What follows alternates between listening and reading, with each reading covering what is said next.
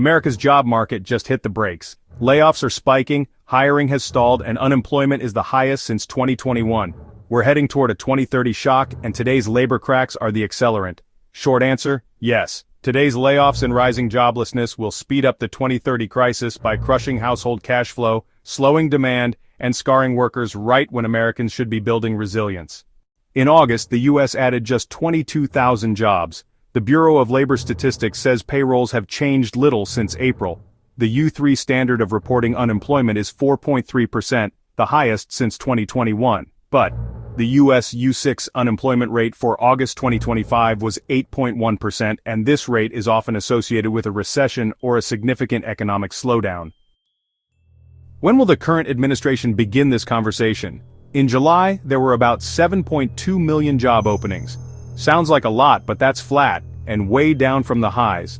Hiring and quits? Stuck at 5.3 million. Translation: fewer chances to get hired, switch jobs, or move up. In August, companies cut nearly 86,000 jobs. That's up 39% from July. Year-to-date, almost 892,000 cuts. The most we've seen since the pandemic in 2020.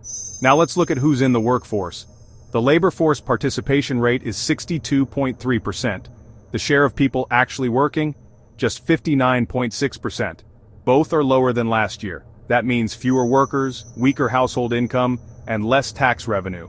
And here's the kicker. About 1.9 million Americans have been out of work for 6 months or more. That's 1 in 4 unemployed people. The longer you're out, the tougher it is to bounce back. Skills fade, confidence drops, and re-entry wages are lower. Even mainstream outlets admit it. This is the toughest time in years to land a job. Fewer hires plus more layoffs means fewer paychecks. With inflation still biting, families spend less, fall behind on bills, and save less. That leaves them exposed heading into 2030. Long-term unemployment grows, workers exit the job market, skills erode, and when they do re-enter, it's at lower wages.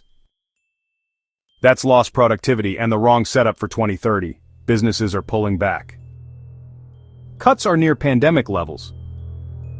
August hiring plans were the weakest on record. Firms are hoarding cash, cutting staff, and leaning on automation. Good for profits now, bad for demand later. And jobs aren't spread evenly. Healthcare added 31,000 jobs in August, but federal jobs fell by 15,000 and mining lost another 6,000. That mismatch leaves displaced workers with fewer options. Right now there are 7.2 million openings and 7.4 million unemployed.